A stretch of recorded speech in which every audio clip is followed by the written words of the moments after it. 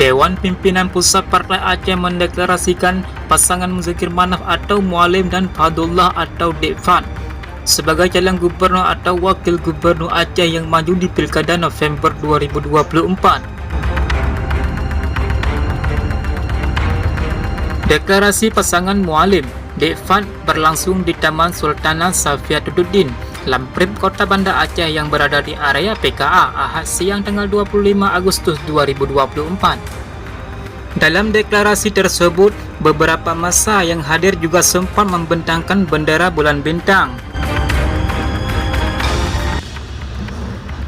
Selain pasangan calon gubernur dan wakil gubernur, Partai Aceh juga mengumumkan dan mendeklarasikan para calon bupati atau wakil bupati dan calon wali kota dan wakil wali kota se-Aceh yang berjumlah 15 pasangan.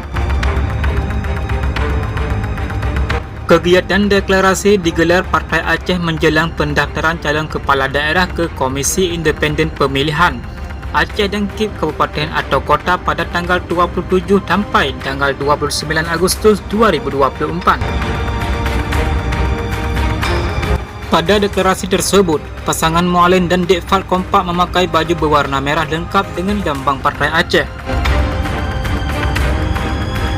Sementara calon bupati atau wakil bupati dan calon wali kota atau wakil wali kota memakai baju adat Aceh lengkap dengan kopiah mengketop di kepala.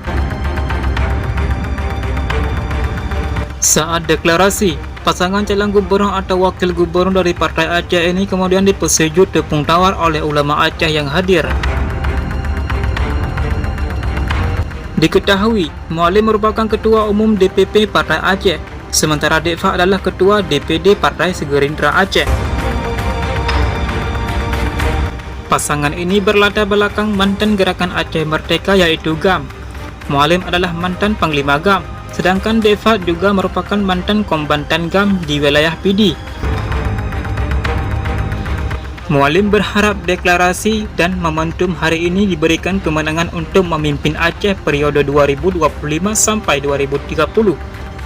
Hanya sekian, Nat TV mengabarkan.